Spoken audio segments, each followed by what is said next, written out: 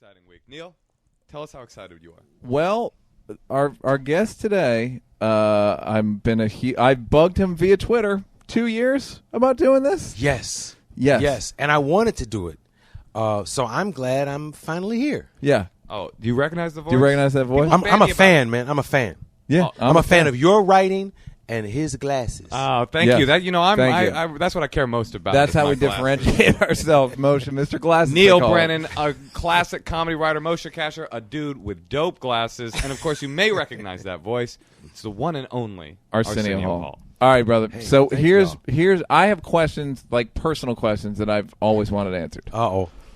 Cool. What was happening with your life in 1985?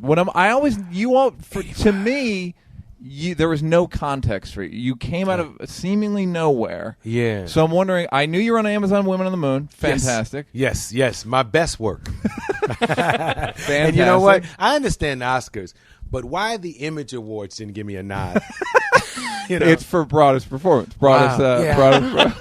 I don't get it. It was very broad. It was Yeah. him and a faucet. And my character died in that scene. Is that true? Yeah. I don't even remember. Yeah, you don't get to see a funeral or anything, but he fell from 8 floors to his death. Did they cut to a wide of it? Yeah. I think Yeah. I fell and hit the concrete, and there was a man sweeping. Yes. Yes. Very good. Yes. Was that your thing at first? Was you wanted to be a comedic actor? Or? Well, okay. So here's the deal. I've known what I wanted to do since I was like 5, but I just didn't know what you called it. You know, my dad was a Baptist preacher, and when I was 5 years old, my dad said to me, "Do you want to go out in the pulpit with Daddy?" And I always had talked about his POV. I didn't use that acronym, but what's it like, Daddy? What's it like up there? And I would see my father with just his voice make women run and scream.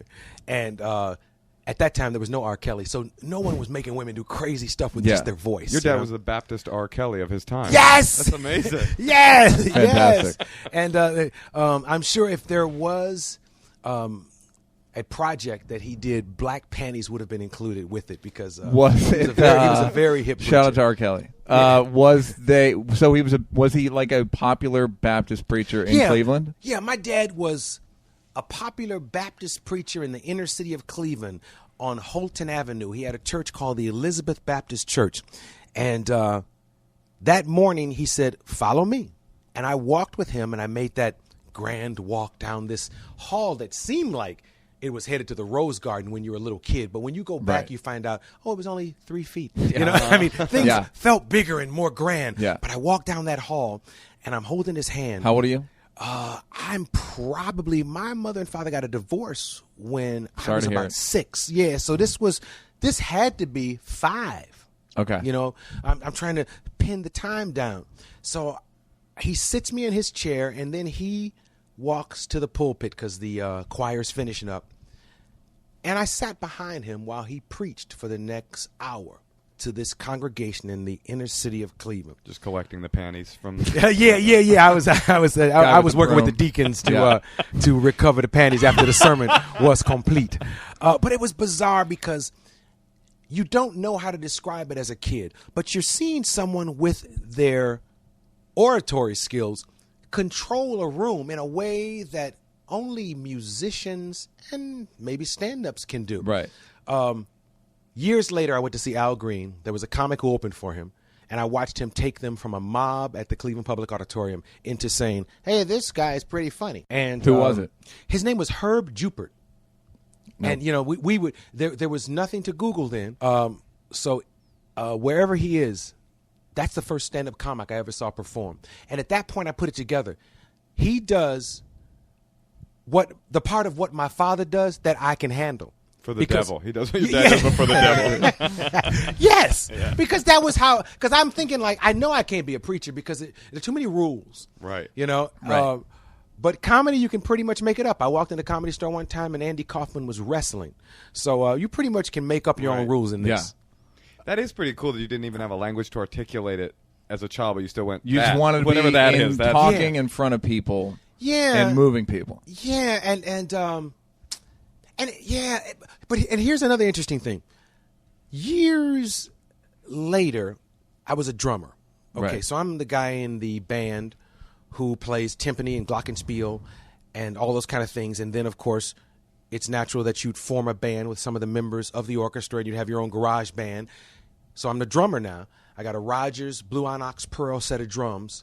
I got 2 toms, 2 upper toms, a lower tom, 5 zildjian cymbals, snare drum. What I'm getting to is a lot of shit. A lot of shit to Were carry. you the guy who had a lot of shit but wasn't very good? Well, yeah, that too. That too. My paradiddle was not that tight. And I was also a magician. You know where I'm going? A lot of shit. I had 6 birds. Yeah. I've raised doves at my crib. I made cabinets. My mother had to buy a station wagon because I was making money doing it. I would do bar mitzvahs and birthday parties and things. But as Now you're 10, 12? yeah, now I'm about 12. I worked at a magic shop on the weekends. My mother would take me to do my gigs. But once again, I know I'm talking, and even as a drummer, I'm talking between songs. Yeah, that was a song that we all love from, Boss Skaggs. I have nothing to say, just giving information. And that was Before we get to the next By song, the way, man. I got 5 zildjians up here. Yeah, because I was the better talker. If you do need a magician, I am available for that as well. And later on that was coming. But I would try to get laughs when I was talking. I had my little patter, and it's interesting that even then, I knew what I wanted: a stool and a glass of water. That's all I wanted. That's all I wanted to travel with. I know tom-toms and birds and cabinets, and I love being a magician and I love being a drummer. But I found what you do when you want to talk, but you don't want that other shit. So how did you, the Herb Jupert guy? Watching him that brought it together. Herb Jupert in front of Al Green. Did you, if you went to an Al Green And show? by the way, the fact that they did not want him there was important. yeah. Right. And They he did not- alchemized them to do Yeah. his will. Yes, Al Green's coming out. Who is this? It's like when I do Herb Jupert. Yeah. It's like when I do Tripping on Tuesdays at the Comedy Store. Yeah. For real. Yeah. Someone said, I love watching you do black rooms because at first they fucking hate you. Right. And within 3 minutes they're like, all right. Yeah. Go ahead, man. I'm with him. Yeah. I'm with him. But did you But see, not? usually your intro the changes the intro. room. Yeah, but some Right, people are why like, don't you go I out there think without him and- that intro, I think Neal? him and Dave had some kind of beef. There's some kind of nebulous, yeah. wait, they might, Yeah. wait, where are they? This might be the white man that Yeah. made him leave Exactly. for Africa. Exactly. Because the story is so I convoluted know, and confusing. exactly. We'll get to that in a 2nd Well, we'll get to Africa. See, okay, but did you not know who Richard Pryor was? When I was really young, being the son of a Baptist preacher, I wasn't allowed to listen to a lot of stuff.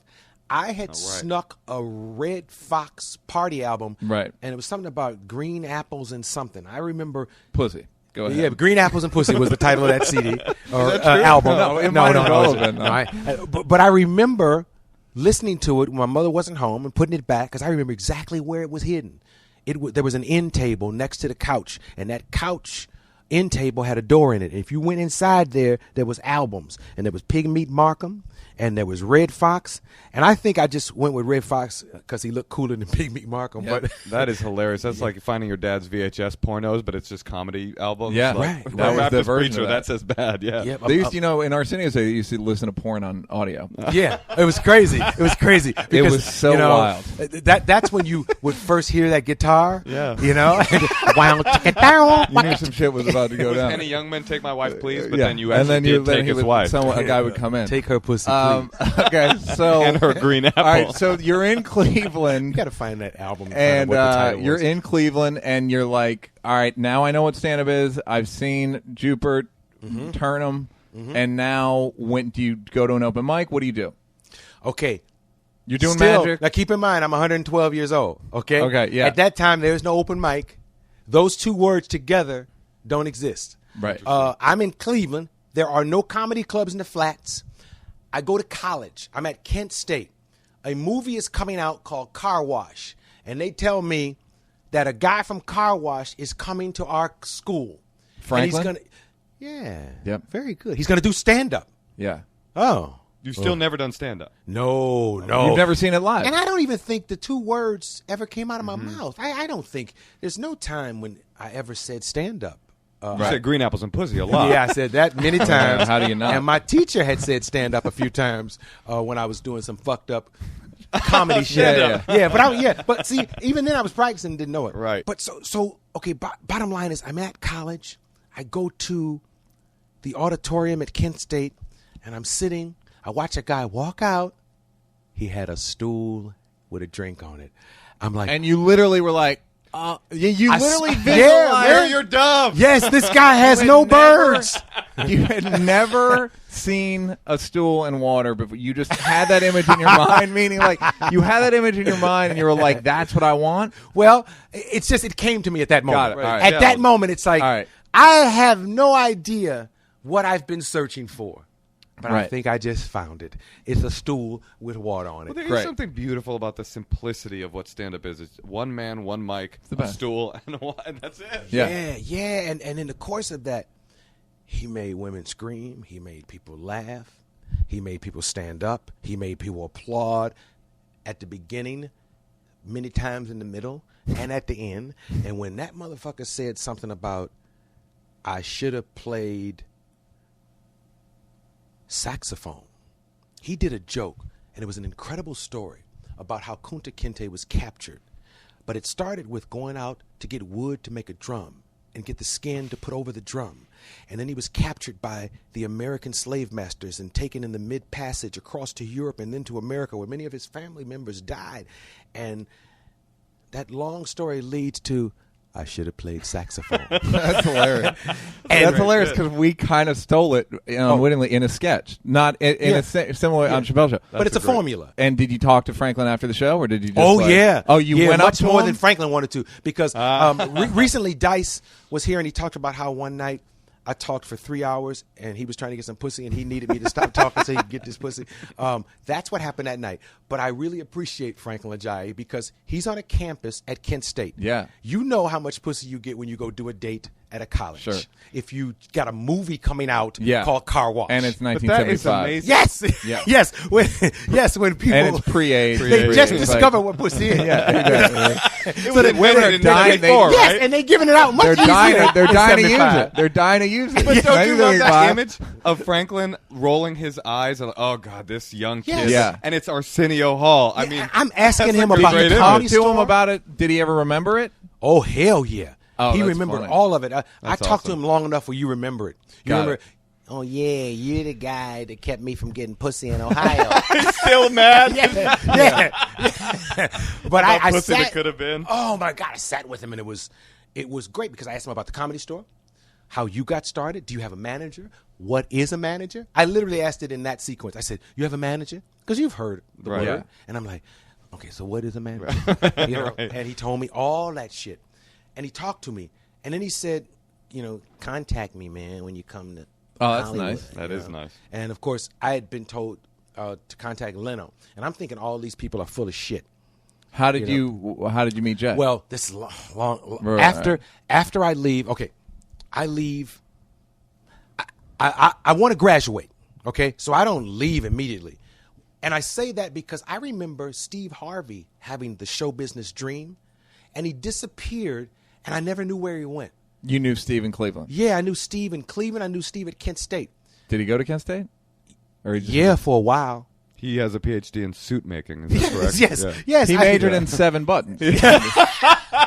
I believe. He's has a doctorate in oversized suits. Am I wrong there? As a matter of fact, the reason I met Franklin Ajayi is because Steve's best friend, a guy named Curtis Perry, was the promoter. And this is way too much information. Right now, only Steve's saying you it's know a good show. No. That's what people love. They love specificity. No, yeah. Yeah, fucking details. But yes, so Steve was at Kent, and I knew him I'd seen him around, and I knew him to be from Cleveland. And there was an A.J. Jamal, Yeah. who also wanted to be a comic. And but Steve went away, and then I didn't see him again until years later.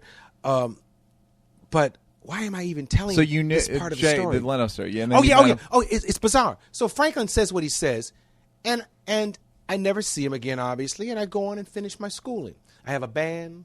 I'm making a little money with my college band, playing drums, and not doing magic anymore. Thank God. Because you can't keep your doves in a dorm. which instantly became a No, problem. even back then, you could. yeah. Even the rules are very similar today about doves in the dome. No, they are sticklers.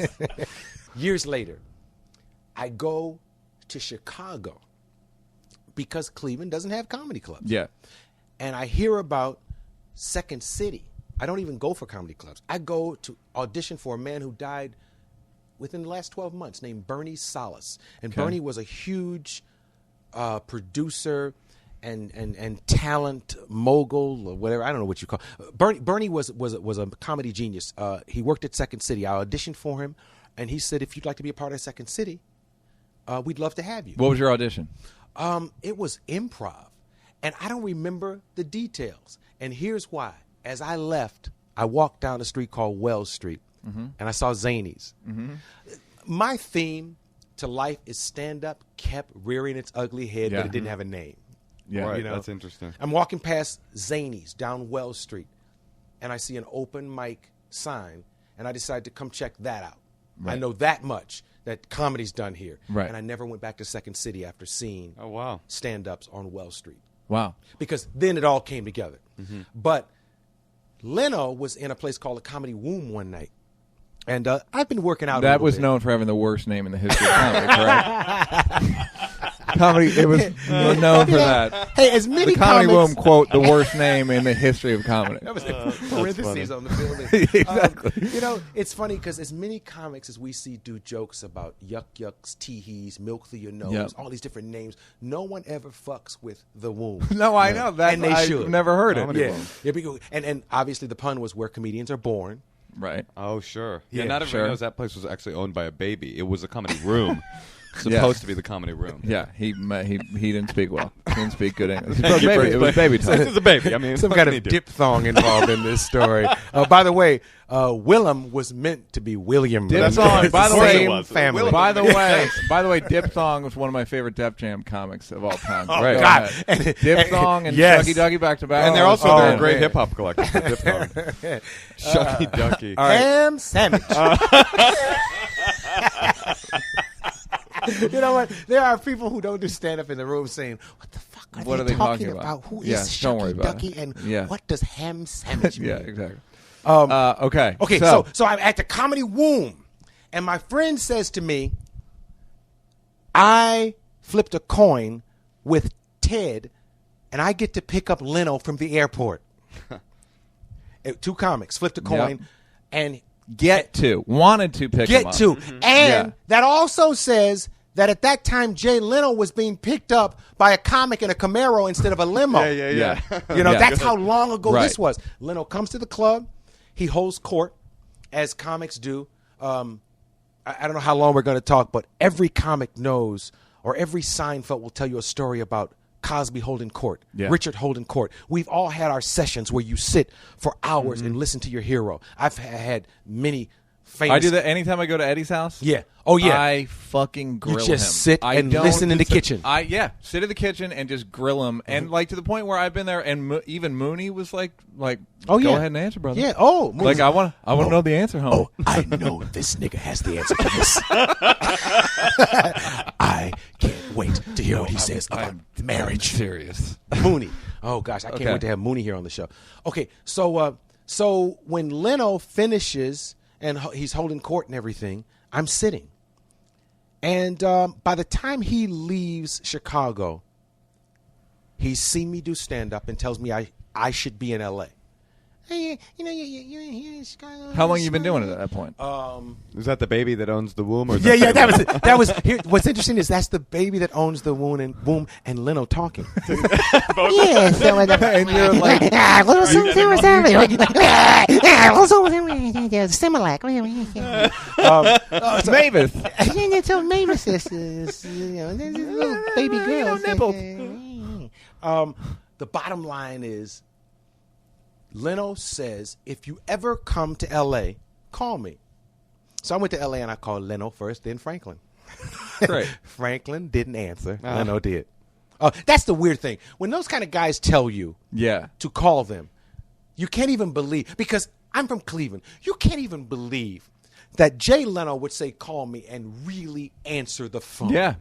You know, Right. that's the guy in the green suit who does the philosophy joke from the Yeah. Tonight Show. Would you do it? If you, Arsenio, now you're at some gig somewhere, some kid's like, man, I've been thinking about. Well, I wouldn't. I wouldn't. Was do there it. a point? I bet you did it every once in a Do while. it and still do. And I'll tell Yeah. you why. Because of what Franklin did that night, when I Right. know he wanted to get some pussy. Yeah. You know? And I know he went back to the hotel alone after I talked to him. I've had Bill Cosby sit in Atlantic City in a dressing room and talk to me from the time he gets off stage till 4 a.m. with a cigar. When the cigar goes, I go. That's how it used to be. Cosby would hold court. I've had Richard Pryor sit and talk to me and Sam Kinison and Keenan Wayans. Long story short, I always said, I can never even explain these moments, but I will always do it Right. if I get the opportunity. And you hope you get famous, and you hope someone wants you. Because me and Eddie were talking recently, like a week ago, and so many of our heroes are gone. And we were talking about doing Harlem Nights and not even realizing that when we're doing it, we're working with Richard and we're working with Red. And one day we'll look back and this will be a very important film for us because we worked with our heroes. Yeah. You know? Right. And Is there any truth to somebody told me that Pryor didn't love Eddie? I have heard that, Yeah. but Pryor never said anything like that to me. As a matter of fact, I remember standing with Damon Wayans in Richard's house, and he talked about how much he appreciates Eddie and all of us who give him love. Richard was, I don't know whether this would be insecure or whatever, but Richard said, sometimes when y'all say stuff about me, I'm thinking like, you have to be teasing or joking. And then it dawned on me, y'all motherfuckers for real. This is in his house. Yeah. I remember that night he gave me a baseball bat with his name on it because he said, you had a birthday recently? And I said, yeah. He says, he reached in the corner. He said, here, happy birthday.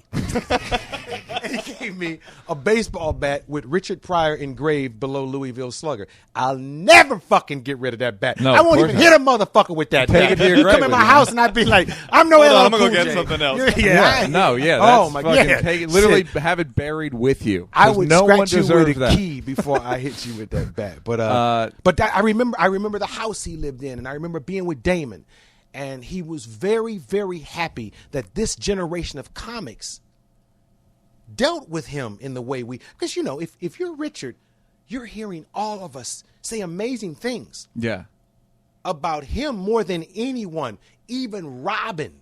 Right. You know, even Robin Williams back then would talk about Richard like Robin would talk about him like Robin had never done stand-up before. I mean, Right. he worshipped him and gave him respect, and Richard appreciated it to the point where sometimes he was like, wow, he was mesmerized and blown away by it. Well, that's a testament to how rickety his self-esteem was.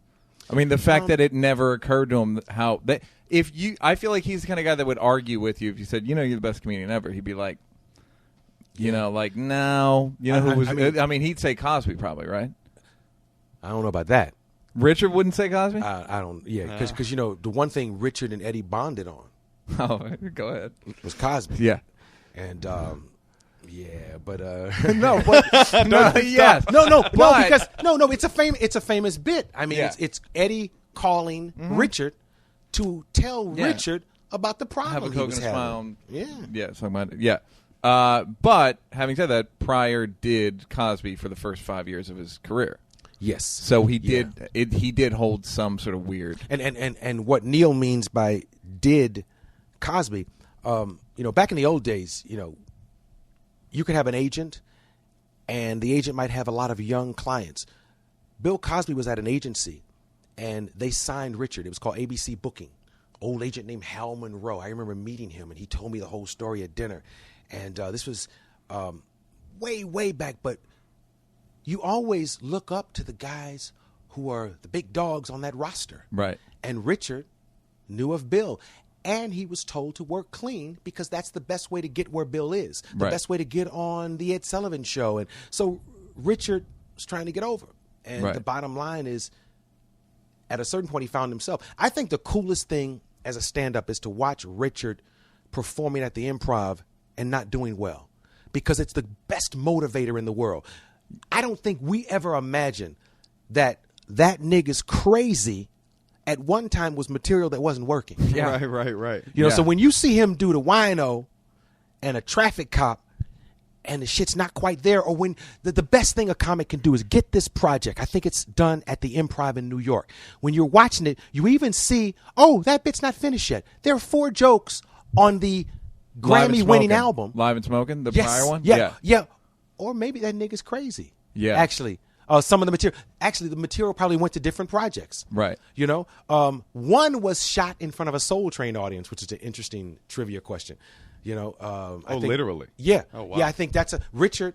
You know, they weren't comedy wasn't what it is now. You know, Yeah. Richard went to Don Cornelius and said, "I need a place to do my album." Okay, so all right, I want to use Yes. that. So you come out to LA and you move here and you start doing stand up every night, Improv store. Come to L.A.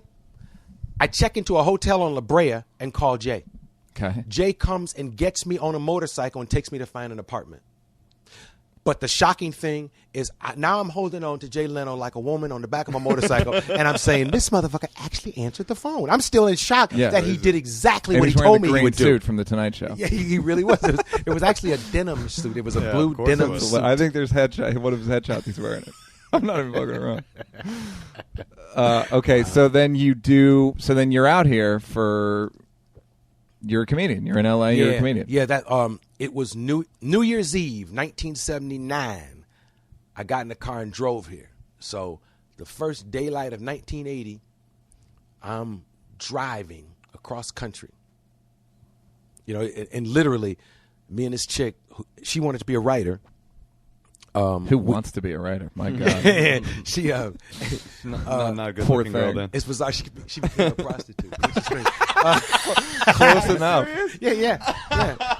It's bizarre. It's like He's gonna do it one way or the other. Yeah. It's either for Hollywood Yeah, or for yeah. just people picking her up. It's crazy. But yeah, she came. We decided after a New Year's Eve party to drive out here. Great. All right, so then you're doing stand up. Yeah, I'm doing stand up. I'm going to the Comedy Store, trying to get on in some way. Bud Friedman let me on first. Mitzi started letting me go over to a place called Westwood. Yeah, the store in Westwood. Yeah, back in the day, the young comics couldn't work on Sunset at the main Comedy Store. You had to go to Westwood, where you'd see me, Howie Mandel, Pauly Shore, Sam Kinison, Keenan Wayans. It was crazy. Yeah, but we and were all young. Yeah, and that's the thing is like, and by the way, none of you were famous. No. Most of you probably weren't even very good. Or Most you of were us good. sucked, but most of us sucked. But you know who didn't suck? Howie Mandel. Oh, that really? motherfucker would crush it. Crowd And work? You know, I remember things like the handbag with fingers on it. Yep. I remember the glove he used to put on his head. Yeah. I remember him coming out one time with like an Izod Lacoste shirt, but the alligator was like 5 inches long or some shit on the shirt, you know. But no one wanted to follow Howie. Got it. And that includes me and Sam and Keenan. I love the image of Sam Kinison. Like, I really I don't can't want to follow follow that this. guy. I just Because he would kill. He would I kill. don't want to follow that guy. Yeah, he was the Michael Rotenberg's friend from Canada. I don't want to fuck with it. Yeah, he used to. Howie Mandel used to crush it, and I think he was a little more experienced than us. Yeah. Because I remember bringing Sam on stage after I was kind of a vet. The fact that I was the MC meant I was in it, and I remember getting in trouble with Mitzi because I thought Sam was so amazing. And I thought I was so hot as a comic that I could do what I wanted to do. And one night, I introduced Sam as my cousin from Peoria. And he came on stage, and he fucking killed. He crushed it. And he preached. He did comedy. It was just amazing. And Mitzi banned me from the Comedy Store for a while because she couldn't let me just do what I wanted to do. She had said no Sam yet. And I was like, fuck that. This guy's a genius. But Mitzi wasn't ready to put him on yet. Oh, As a matter of fact, interesting. Mitzi hadn't put Paulie on yet. That I see. Yeah, he's still not ready for the Comedy Store. But That I get. I'm with Mitchie on that. Now, Arsenio, you okay, Paulie is so almost ready for, all right, for the East Side all Comedy right, Store. let's bet. So so you're doing stand up 5-6 years. You're on the road. You're opening for Patti LaBelle, and then okay. So did you know Eddie from him dropping by and doing stuff? Let's see. I met Eddie in front of the Improv. Okay, And he was out here to do the Tonight Show. his first one, the one where he told the audience to shut up. Yeah. Oh, yeah. But even bigger than that, the conversation that we were having on the sidewalk in front of the Improv that night was that Eddie was going to use the N-word on the Tonight Show. And Johnny was saying no. And we were confounded because if you remember, Johnny used the N-word with Richard. In an interview? Yeah, there's a famous interview Right, I think where I've seen that. Johnny says to I've Richard, never seen that. you I gotta use see the that. N-word, but he doesn't say N-word. He says nigga. And this is how the times have changed and how the political correctness has swapped. If I'm not mistaken, Johnny says, do you get in trouble, and I'm paraphrasing, with everything except the word nigga. Do you get in trouble or have any problems using that word? Because I'm sure there are people, black people, that don't like you using that word. And they had a great conversation about it. A great conversation. So years later, I'm on the sidewalk talking to Eddie, and Keenan and Damon, I think, is there. And the conversation is that they don't want him to use the N-word on The Tonight Show. And what his joke was, classic famous joke, where Eddie says, walks out. There aren't many black comics on The Tonight Show. He walks out and he says, you know what, before we get started, why don't you all say the word nigga to get it out of your system? And everybody responds just like you two did. Yeah. It's like shock, laughter, everything. Yeah. Johnny was like, you're not doing that. And I thought, I was a fan of Johnny. I wanted to beat Johnny. So I explained that story, and then it became, wait a minute then. Eddie was like, I'm doing my bit. And he did his bit.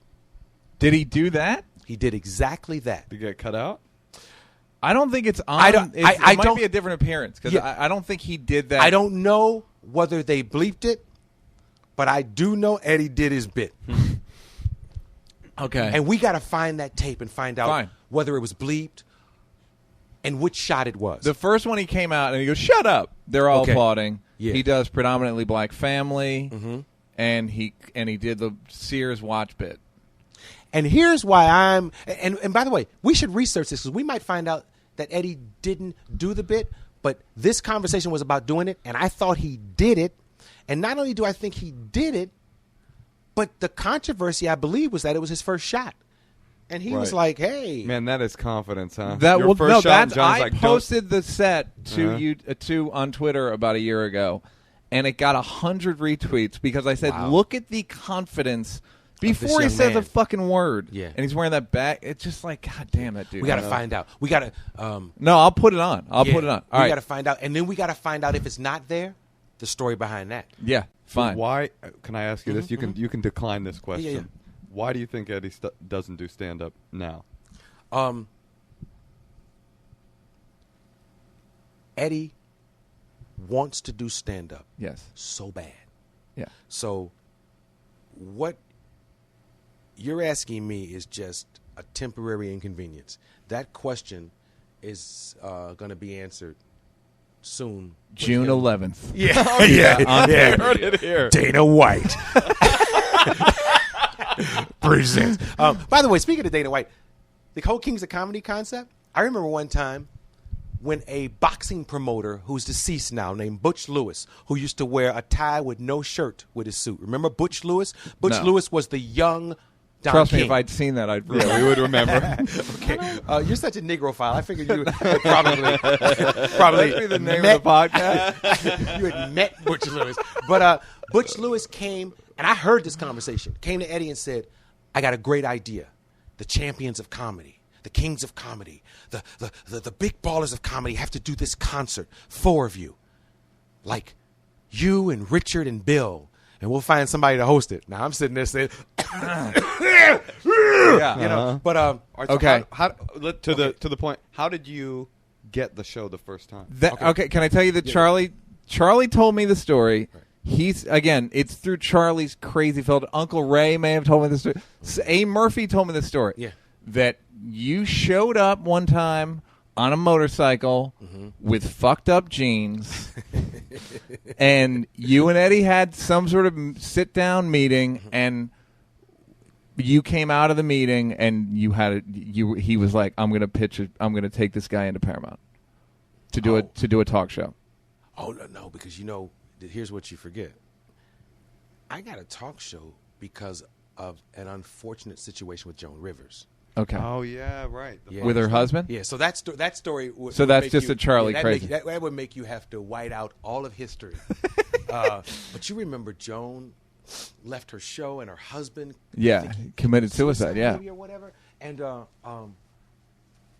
let's see. Okay, Joan is at Fox.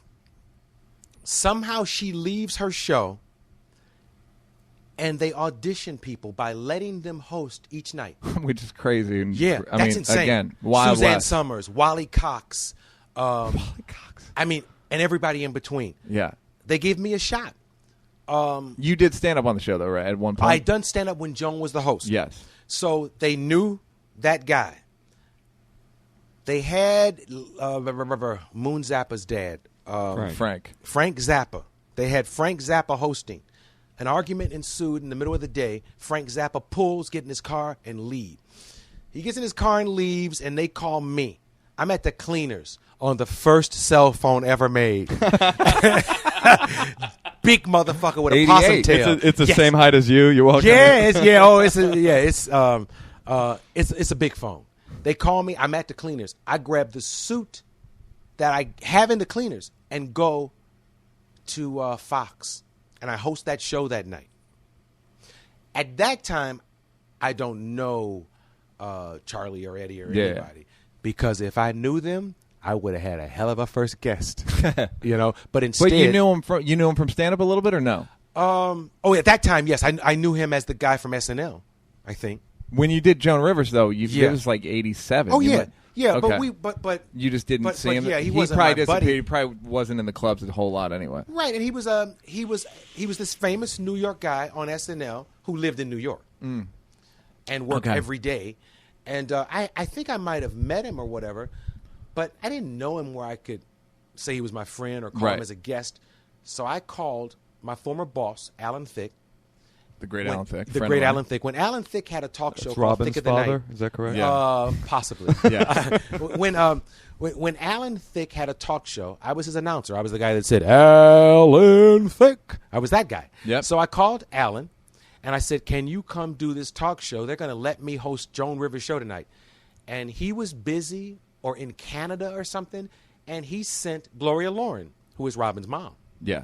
Gloria Loren came, and he didn't send her. I should say. He dispatched a woman to me to sing. He clapped, and she went over, yeah. But I think it was his suggestion because she had a hit record with Carl Anderson, and at that time it was approaching #1.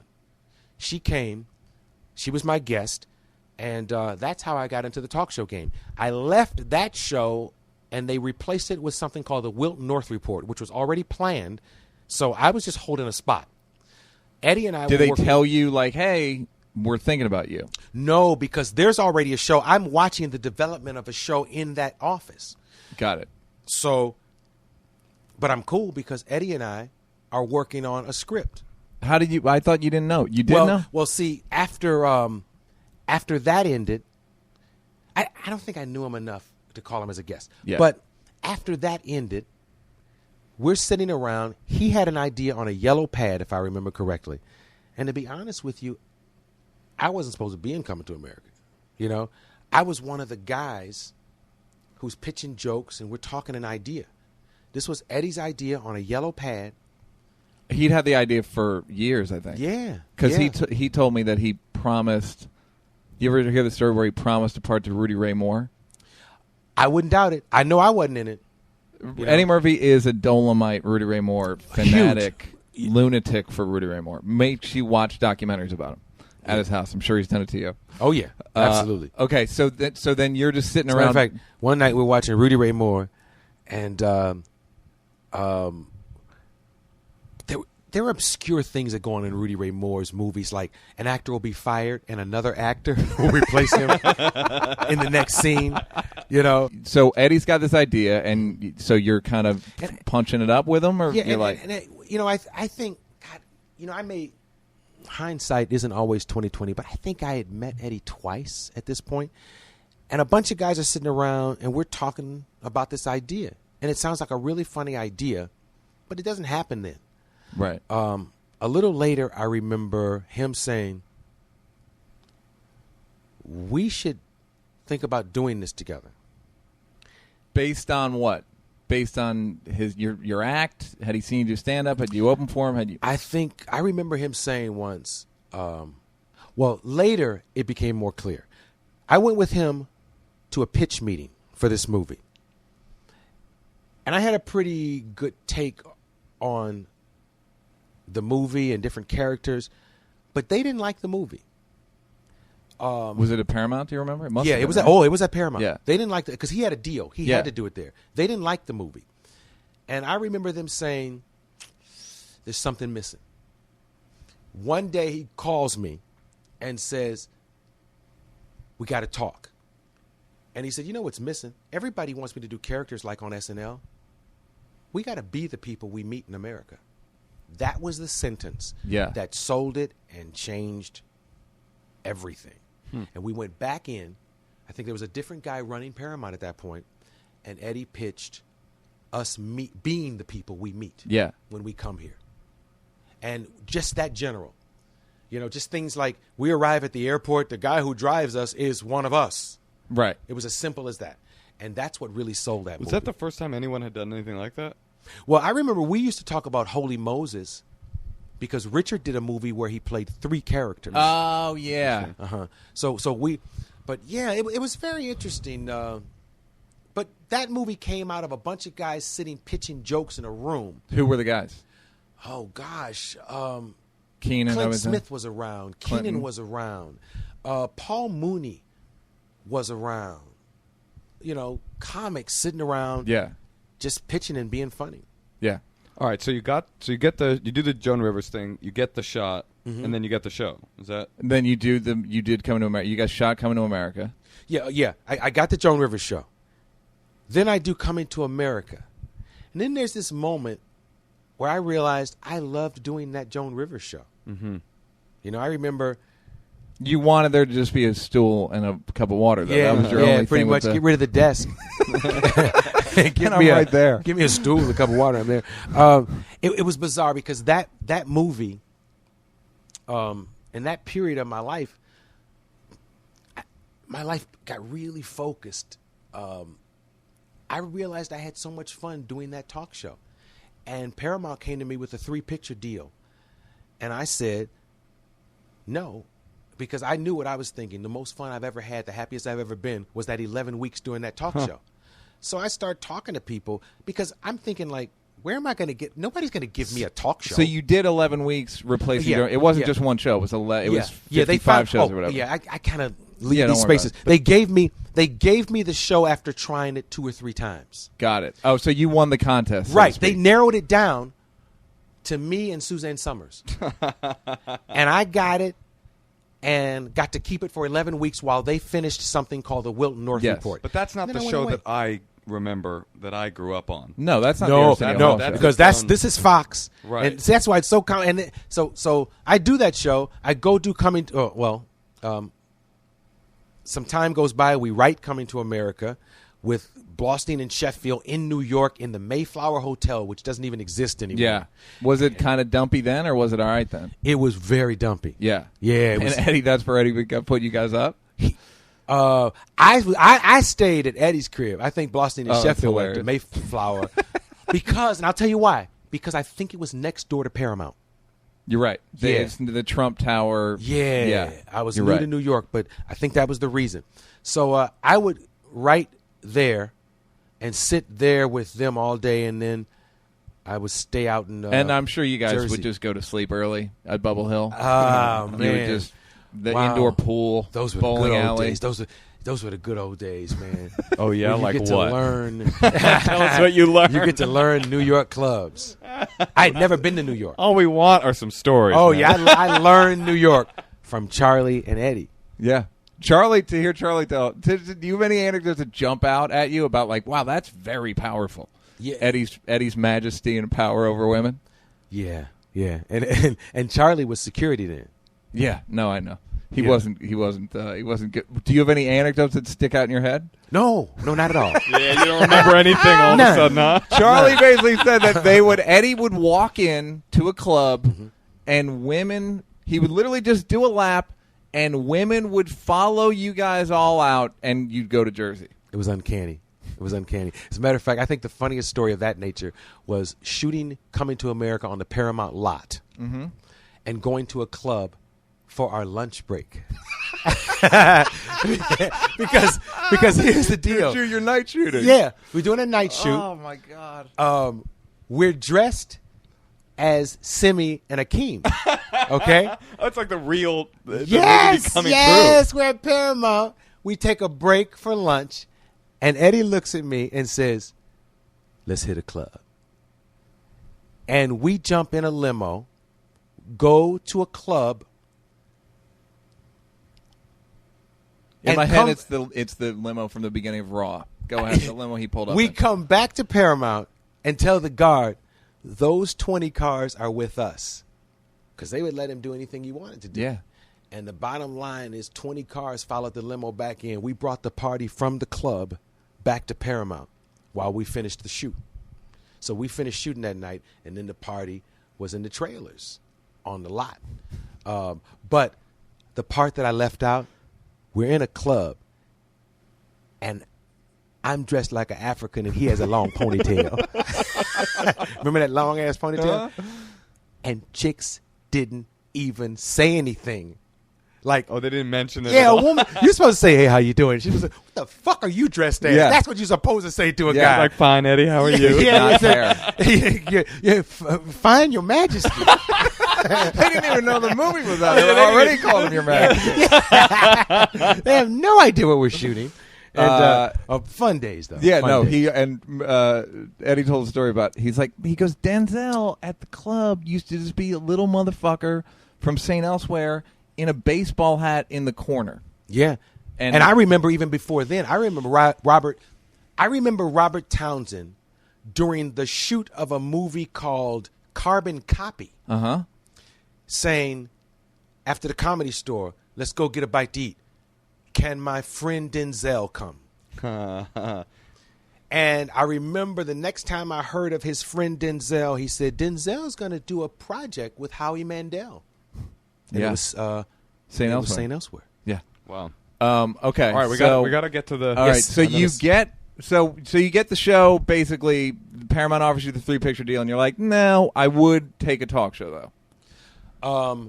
No, because I don't even understand syndication. There's no such Right. thing, and Paramount is the wrong person to talk about TV to. Right. So I didn't tell him what I wanted. I just said no. And I went back to Fox and asked Fox what they thought of that.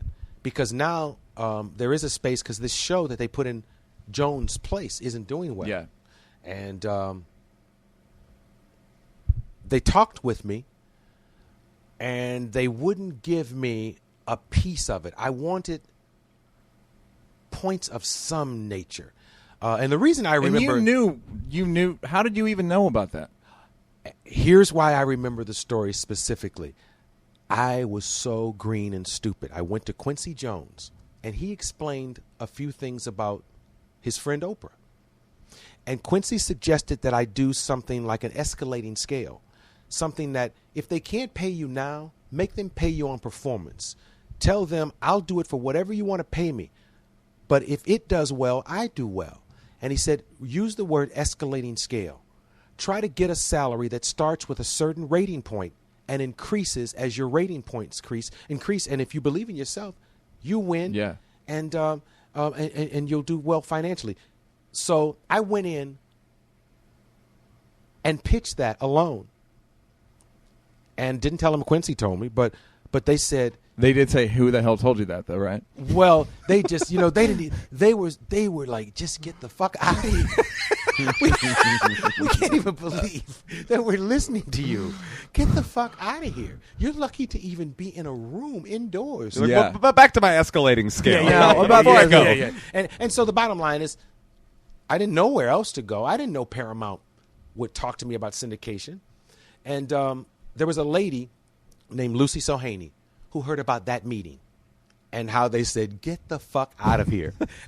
and she waited in a parking lot for me. These elements of your career are so specific. She waited in what parking lot? In the parking lot outside of Breckheimer and Simpson's office, who were famous producers. Who did 48 Hours? Yeah, and- Mr. Simpson's gone. Jerry Breckheimer's still around. She stood out there because she knew I would eventually come to Eddie's office, which was on the top floor. Okay. And I get out of my car, and she says, excuse me. Hey, motherfucker. Yeah. And she you robs that me. escalating scale, motherfucker. Get him. I would like to talk to you about an escalating scale. I'm gonna escalate your fucking ass right now. How about an escalating ass whooping? Bottom line is, I met with her, and she said, escalating scale, huh? But she gave me points based on my execution, and the better the show did, the better I personally did, and I owe that to Quincy, who was very aware of things in the syndicated business world because he's a friend of Oprah. Right. Oprah probably only had $15 million at that point. Not kidding. Not even kidding. Right. Maybe she had $15 million. Right. People don't realize also that it was not an ABC show flat out. It was the most historic syndicated situation in history. Oprah was. Yeah. Right. Yeah. Right. You know, he cast Oprah for Color Purple off of her local show in Chicago. Oh, wow. That's Right. how good his taste Crazy. is. Okay, so you start, you get you basically get the show at Paramount, escalating scale. Yes. Here's how I recall. They You give me a got base salary. They offer me a base salary, and they offer me points for every rating point above a certain point. right. And looking back, I'm sure the rating point that they offered was sort of comically low, or was it high, fair? What was it? I used to call them hyena points because at that time, it really wasn't a lot. The great thing was when the show did well, and Eddie's manager told me this. He said, by the way, and this was the greatest sentence ever, in success, everything can be renegotiated. I tell people that all the time. Right. He was like, don't trip. Take the fucking show. Yeah. Yeah. And when you had the show, did you feel on your shoulders like, I'm doing a black show, I'm doing the hip hop generation's talk show? Did you feel that, or was that just some natural organic? No, because initially I didn't know what I was doing. Initially, I remember calling Alan King. Wow. I'm calling people that I grew up watching. Yeah. I remember going to David Steinberg's dressing room once when I knew I was about to get a show. I wanted to do what everyone else was doing. I wanted to do what my hero Johnny did. And one day, I'm talking to Russell Simmons because I can't get guests. There were people I opened for, like Robert Goulet, who were like, good luck. This is You when won't you fucking see me there. You couldn't book. Couldn't get This is guests. when you were just trying to book the show before it started. Right. Or while it's on at this point. I can't book Remember it. it being hot out of the box. Wait, we're talking about, no. I'm talking about the Arsenio Hall show. No, not hot out of the box at all. As a matter of fact, the first night, I couldn't get guests. People were saying, let's wait and see how it does. Right. I called Brooke Shields, and she did it, and I called Luther Vandross. And Luther thought I was calling about the theme. That's probably the only reason he answered. He got on the phone, and he said, you're looking for a theme song, aren't you? And I said, no, I'm looking for a music guest for my first show. So that was my first show, Brooke Shields. That's the first booking. Brooke Shields' second booking was Luther Vandross. But back before my Paramount show, when I was on that Joan Rivers experience at Fox, nobody would do the show. Yeah, I man. believe that. And what happened was I was talking to Russell Simmons, and Russell Simmons was like, there is a generation that doesn't have a show. Right. And I think him and Rick Rubin were hanging then. Yeah. And they were only approaching me because they knew they had some talent if they could get me to understand what the void and need for me was. And he told me about a kid named James. And they got me LL James Cool Todd? J. Yeah. So and after that I did Houdini, Freaks Come Out at Night. Were But you even- it helped me define, I don't need Alan King. Right. Right. You weren't probably a huge hip hop fan, right? I think I was a hip hop fan because Okay. I remember saying to myself, Oprah and Don Cornelius aren't happy about the direction of music. I knew somehow that Don Cornelius, who was my hero and who taught me a lot about producing, I somehow knew within the Hollywood community that Oprah and Don weren't crazy about rap music. So Right. I saw it as not only a niche that I could own, but I could even own it because black shows weren't doing it. Yeah. Right. And it's, from my recollection, I mean, there's all this hip-hop history from the Arsenio Hall show. Yeah. Including that wonderful interview with Vanilla Ice, one of my that favorite was- moments in broadcast history. Thank you. Thank you Crazy for that. day. It was a Yeah, crazy we day. all white people would like to thank you. On behalf of white hip-hop fans, we'd like to thank you for taking Wow. Vanilla Ice to task. Okay. Well, I'm still, I'm still really tight with Snow. Oh, yeah? Anyway, if that'll help my crossover. do you know what he said after now? Licky Did boom he ever boom down. explain? Licky boom boom down. It's clear, man. Okay, so you start the show. Here's the thing I'll say about you and Eddie. Yeah. Is that you never really felt the mantle of you never bought into the I'm the rep for all black people. Am I wrong about that? I think you're absolutely right. And I think it was because there are black celebrities that were really hard on us, Right. telling us how to do it and what we should do and shouldn't do. And we just always felt that we should be allowed as a generation, because it is art, we should Right. be allowed as a generation to find our way and not be spanked so much for don't do this and don't do that. Right. Okay, which brings us. Will you just disabuse people of that Farrakhan thing? Because people go, he had the show and then he started getting too greasy and had Farrakhan on, and the white man was da-da-da-da-da. Yeah. What should I? No, what was the story is that you had you were unhappy, so you had Oh, Farrakhan oh. on to like fuck with white people. Oh. But I've heard you say that that's not true. Yeah, you know what? Farrakhan was a lot like many bookings where you deal with it out of curiosity. Keep in mind, my partner in the creation of the Arsenio Hall show was a Jewish woman. So we're not thinking we're doing it for any reasons that I'm sure some people would assume. I mean, I was part of a two-headed beast, and my sensibilities were me and her. I met Louis Farrakhan at a restaurant, and he told me about the Million Man March. He was eating a BLT, correct? He actually was. You know what? I think I'll just let you have that joke all on your own.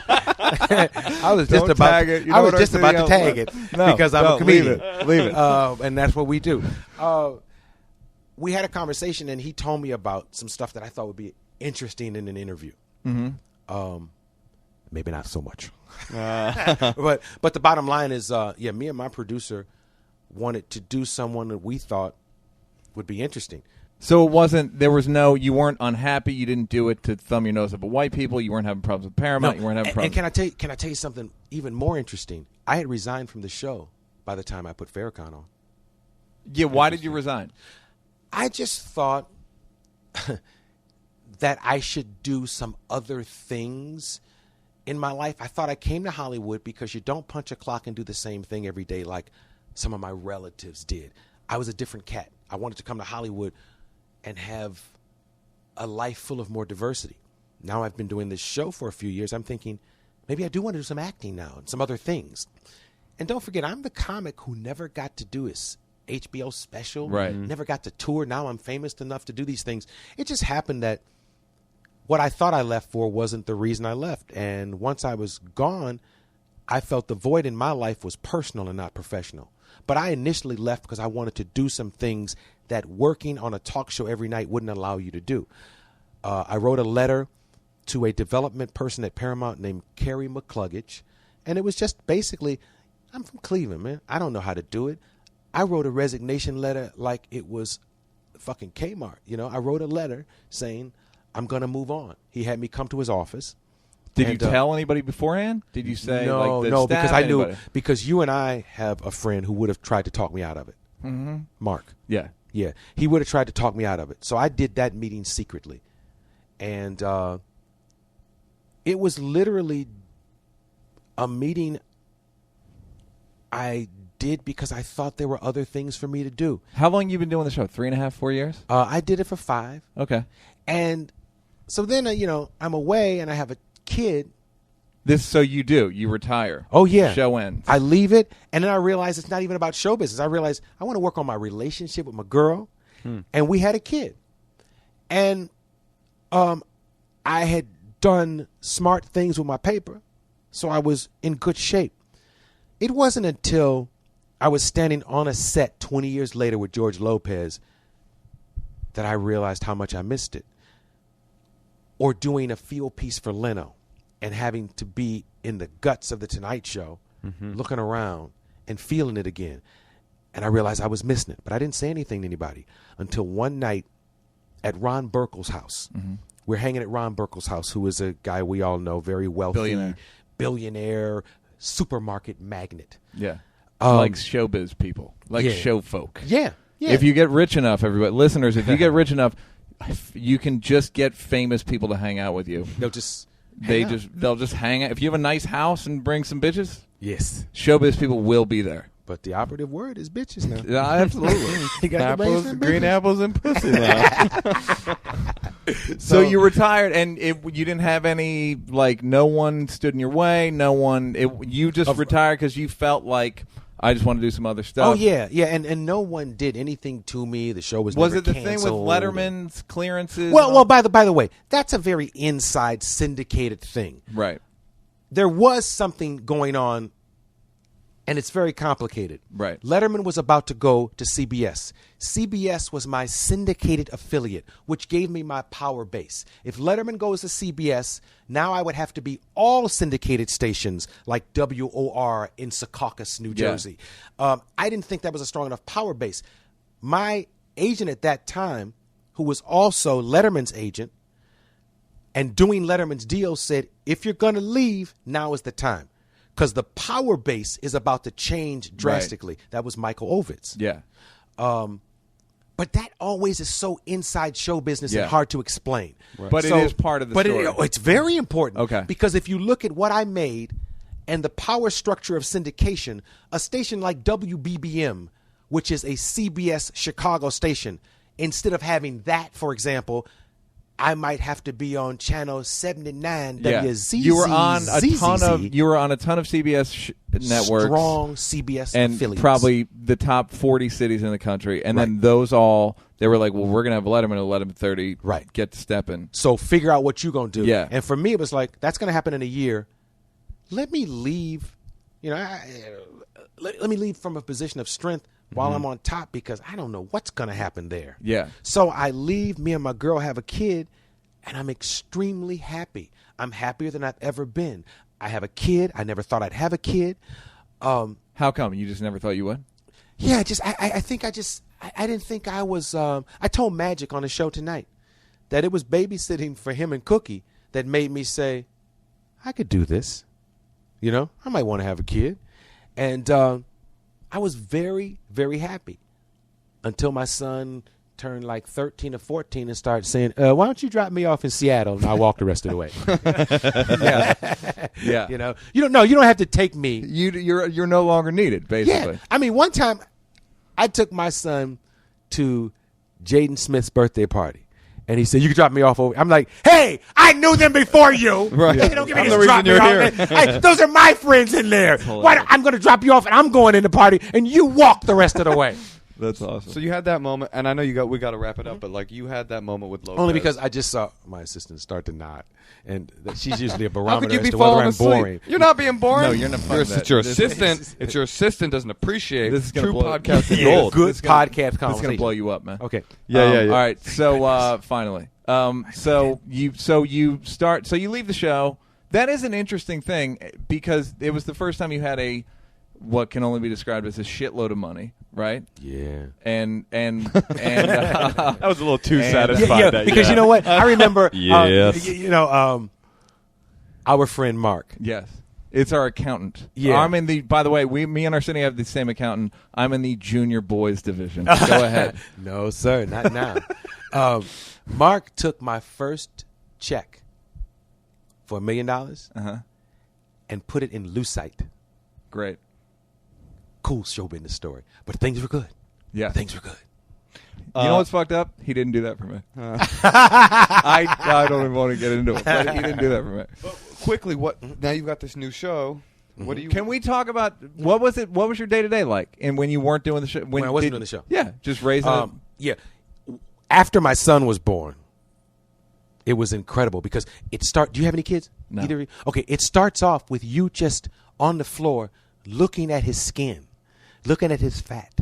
And it's the greatest thing in the world because it goes from that to teaching him to throw a ball, shoot a ball, what music is good and bad. Right. It's a blank canvas. To, And hey, it's fuck you, incredible. Dad. Drop me off here. Yes, Yeah. yes. Cut to, Dad, you're going too close to my friend's house. Yeah. That's funny. Yeah, but yeah, my life was really normal, and that was what was cool. My life was sitting talking to women at Chuck E. Cheese about parenting. I always felt like I was around a lot of housewives. It's interesting when you're a dad in that situation, you notice things. First of all, there seemed to be more women every place I was at, and also. And they weren't there for you and Eddie. No, They were not just- at all. Yeah. Every once in a while, though, you put on a old African robe and You're go mad. to an abandoned club and just stare at the door. Bring hoes to Chuck E. Cheese. These next 20 hoes are with me. Yes, They're like, yes. Let them all in. Let 'em all, Hey, Don't let 'em call in. us hoes. We're the mother Tell of 'em- your son's Tell 'em classmates. I'll be in the ball pit. They need me. Shut up, ho. No, you know me. Excuse me. My life was very normal, and I loved being a dad. So I just did it. It was bizarre. I think it was so the opposite of what show business was. You're not important. It teaches you lessons of unconditional love, and I had a great time learning to be a dad and being a dad. Just things like how do you cut a temperature? I had no idea. Yeah. But I loved it. I had a great time doing that, and nothing's more bizarre than to be sitting here in this green room that says Dog Pound on it 20 years later. Yeah. It's amazing. Yeah, life is long, isn't it? Yes. It's like it's Yeah. long and it's so there's so many weird reversals. I didn't expect. I had no idea I would ever host a talk show. I remember filling in for Piers Morgan, trying to just let my face be seen again so people remembered me. And I called Magic and Cookie. Yeah. And I said, come be my guest because I'm thinking about coming back to the talk show. And you all give me a comfort zone. So I know I can do that interview. And I did it on Piers. By the way, I got to tell you this. Because when I talked about Ron Burkle, we can cut that in. Yeah. We're at Ron Burkle's house. I'm sitting with Diddy, Michael Jackson, Vivica Fox, the kind of people that hang at Ron Burkle's house. Yeah. And I only say that to say how long it took to get actually back on the air. Because Michael's gone now. He was there that night. It took like 5 years to sell the show and get it back on the air. And it was amazing. Was what I this learned. before The Apprentice or after The Apprentice? This was after the. Well, the interesting thing is, I had sold the show before Apprentice. Wow. But Tribune told me, let's hope you win. You need or, to- yeah, you need or to at get least out get to the there and middle. you need- My Yeah. thing was like, I just don't want to get fired first. Yeah. And then I was planning on doing a stand-up tour, But when it worked out good at Apprentice, and I ended up being 2 hours every Sunday night, prime time, and I'm here to the end, that was the exposure I needed that I was going to try to get touring as a stand-up. But yeah, when I signed up for Apprentice, it was because me and my partners were sitting at dinner and we said, okay, we got the show. We're lining up the stations for syndication. You got to get out there and get your face in front of every camera possible. And Apprentice was a great way to do that. Yeah. Yeah, it was great. So you're, But okay, so we're sitting in that room, and it's just weird that it took so long, because I think people, and the only reason I'm so adamant about saying this, people within the sound of our voices don't give up, because it took a long time, and I've done it before. I've won at this. Yeah, you're Arsenio Hall, and it's still. That's what I was telling you. The only reason people know me is because of a talk show, Yeah. and I couldn't sell it. Right. It took me. I mean, I thought Michael would be around by the time I got. You on had the him booked air. for the first show. Yeah. That's crazy. Is huh? that true? Yeah. I just Well, made that up. you know what? I'm thinking in my mind that night, Michael is going to do a walk on that first show. Yeah. You're Well, thinking about that? well, Okay, so all right, so what's the difference between the old show and the new show? What is your mentality?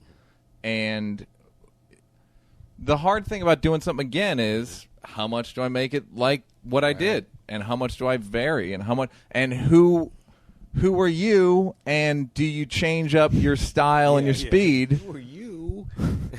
Yeah. Do you, so what do you, what's your take on it? Like, what do you? The quick answer is I am the same Arsenio in a different time. And if I had stayed on the air, my show would evolve and change. The set would change. I would go from Alan Thicke to Robin Thicke. Right. And that's basically what's going on. I am exactly who I would have been if I had stayed in the game and evolved and changed. Like this dog pound, eventually this dog pound would have come out of the showroom and become a green room, because I would have said it's time to change that. Okay, so that was the MO. The MO was, let's just pretend this is, instead of the re-up, it's the this is our 5,000th episode of the Arsenio Hall Show. Because here's the deal. If I'd still been on the air, I slowly would have been introduced on air to social media. Hit me on Twitter. Yeah. You know, the interesting thing is there are people on air who have gone to the social media era kicking and screaming. It's interesting to watch people who are Absolutely. there. Some of them don't want it. Right. One of the interesting things about the Our friend Tonight Edward Show- doesn't seem, our friend Eddie doesn't seem especially God, interested. yeah. He made fun of it on the show. And Eddie is not crazy about social media. The thing about me is I've always been into that kind of stuff. Yeah. Gadgets, technology. Yeah. They called me Inspector Gadget when I was a kid, because I would take apart a black and white Emerson TV and put it back together. I'm into stuff like that. So And you solve murders. Go ahead. that too. When I got involved with the new show, it was perfect for me, because all the stuff that guys my age hate, I love. Great. Well, yeah, it's a good thing that you went to that Franklin Ajay show. Long story short, thank you, Franklin you. Ajay. Thank We you, thank Franklin. Franklin every episode anyway, Yeah, so that's this actually... He's our sponsor. When This I actually say worked. I'll see you in 23 hours, that's really code for thank you, Franklin. Yeah, when you the thing that was a tribute to the finger thing was a tribute to And if you do a freeze frame of the finger, I have drawn a photo of Franklin on my. Actually, you know how you can see Jesus in a potato chip? You see that? A lot of people think I slam my finger in a door. That's Franklin. it's No, Franklin's that's eye. if you look closely at that, that's Franklin in my thumbnail. That's not a bruise. Not picking That's up his Franklin, phone when yes, you move to yes. the light. This is Franklin like this. this motherfucker. Well, thank you, man. Yo, Thank man, you thanks. very much. Appreciate it. Really, I don't know hope- what y'all gonna do with all this shit. Nothing. This is It's an editing this- nightmare. No, it's No, not. no 'cause editing, the thing man. about podcasts is Okay, no, that's we it. don't. The thing about podcasts is people just like people will listen to this whole thing. Like Yeah. this Oh, is yeah. the future. Like This is what everybody's this on now. little shit. Uh-huh. We've had 3 million downloads Wow. of this. Literally of this. 'Cause- I did one of these with Corolla and one with Penn Jillette. Yeah. Are those good ones? Yeah. Yeah, They're great. Corolla's Okay. the top comedy one, I think. that Yeah, he exists. probably Yeah. gets a lot. Yeah. Yeah, he's big. But no, that's like this is like it's all smaller, it's all more personal. That's the shit. Yeah, man. And You're smart, brother. Yeah. Can I tell you something, brother? You're smart, homie. Yeah, no, this is the way, nigga. Thank you, man. Wait. Oh, never. No, nigga, I don't want a piece of the pie. I want the recipe. Arsenio Hall, thank you very much, man.